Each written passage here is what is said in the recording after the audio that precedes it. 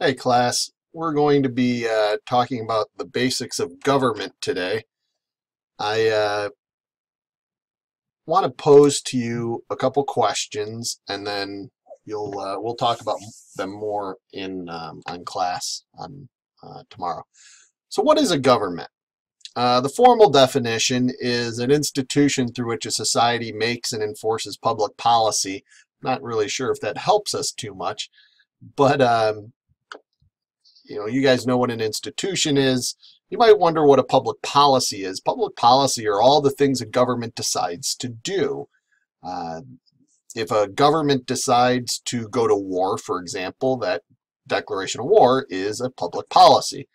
If it decides to build a bridge, that deciding to build a bridge is a public policy. So it's the institution in a society that makes and enforces decisions, essentially, on behalf of the public. Now, what is the purpose of government? We're going to talk a lot about this tomorrow in class, but here are some of the most commonly accepted purposes of government. I'd like you to take a moment and jot down your thoughts on the purposes of government. They don't have to be these that you see on the screen in front of you. They can be other purposes of government. Expand on this idea, if you will. One of the primary purposes of government, one of its most fundamental purposes, is to maintain a national defense. An army, a navy, an air force, Marine Corps, as the time period is appropriate. Part and parcel with that maintenance of a national defense is maintaining a foreign policy, the interaction between one country with its neighbors. These are both purposes of government because no private entity in a society is or should be in a position to provide this kind of service. And if they do, they're not going to do it on behalf of all the people. They'd be doing it for their own narrow parochial interest. So certainly maintenance of a national defense, foreign affairs are purposes of government, as is the preservation of order. Again, I want you to think about this. The idea that private entities, a corporation, an individual, could protect themselves and interact with their neighbors and, quote, preserve order by vigilante justice, I suppose, is all well and good. But what we're talking about as purposes of government is a much broader idea. This is for everybody's benefit, not just the individual, not just, for example, a corporate interest.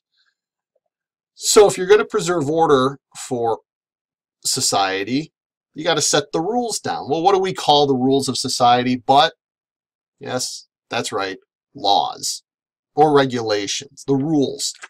Now, if somebody transgresses those rules, if somebody breaks those rules, there's going to be a consequence for that. Think of the society that we have at the high school. If you commit some act that's against the rules, there's going to be a consequence for that. Maybe a detention, maybe a Saturday detention, who knows, maybe a suspension if the transgression is serious enough. Likewise, in our society, we have rules and then consequences for that rule breaking. We also have a means of dispute resolution. When there is conflict within a society, there has to be a means to resolve that conflict short of shooting each other. So we have a court system, a judicial system. And while we'll study the judicial system much later in the year in much greater detail, suffice to say that there's a civil system of justice as well as a criminal system of justice, both of which we'll take a look at. But again, a society needs to provide some means of resolving disputes between its members. You also have to look at the appropriate public services provided by or for the society by the government. Now, I underline the word appropriate on the slide in front of you for a very good reason. What is appropriate public services? take a minute and write down the answer, your answer, to the following question. Might be a sentence, might be 2 sentences. Should the government provide health care to all citizens and all non-citizens at no direct cost to the consumer? Should the government provide health care services to all citizens and non-citizens without direct cost to that consumer? Okay. We're going to talk about this tomorrow because it's an example of the question of provision of appropriate public services. And this is one of the areas that you see the greatest difference between political parties. One political party might say, yes, we should, to any particular issue. The other political party might say, no, we shouldn't, to any particular political issue, or public policy issue, excuse me. Of course, the government collects taxes as well. And we'll talk a little bit about this tomorrow, but tax collection is something inherently coercive. Corporations don't collect taxes. They provide a service, and if you choose to buy the product or purchase the service, that's one thing. Government has the power to extract money from the members of the society. And if you don't pay your taxes, big guys with guns will show up at your doorstep, arrest you, and take all your stuff and throw you in jail.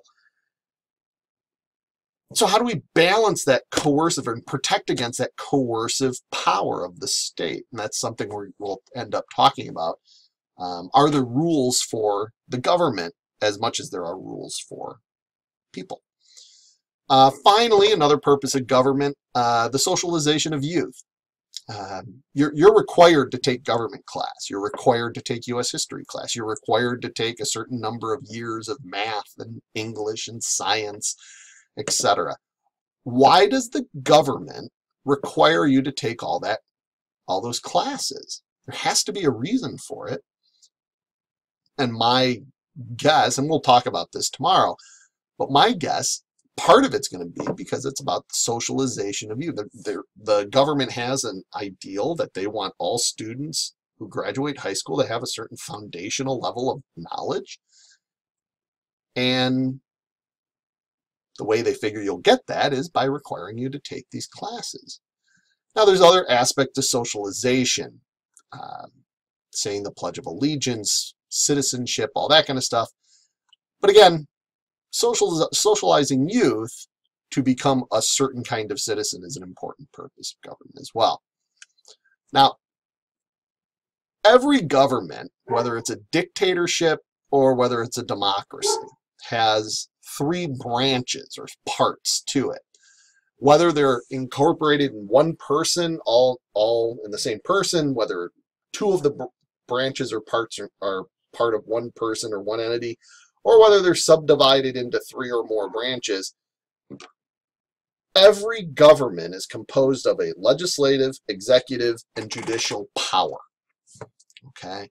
And again, you guys know the old adage, the legislature makes the law, the executive branch enforces the law, and the judicial branch interprets the law. And we'll talk about whether that's true or not over the course of the semester, but suffice to say that every government is composed of those 3 divisions.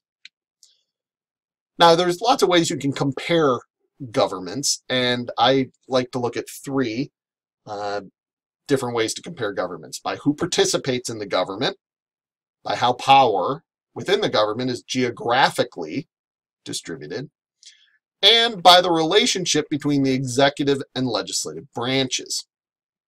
We'll take a look at each one of these in turn. If one or just a few people hold power in a government, we call it a dictatorship. An example of a dictatorship where one person has the power is, of course, a monarchy, an absolutist monarch, such as Peter the Great or, I don't know, Louis XIV in France. Those are absolutist monarchs. They're dictators. What they say goes. the power of the executive branch, the power of the legislative branch, and in many cases, the power of the judicial branch were all incorporated in one person. When power rests in the hands of a small group of people, we call that an oligarchy.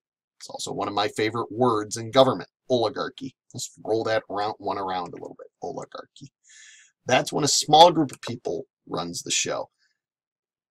The Medici family ruled in Florence in the 13th and 14th century in Italy.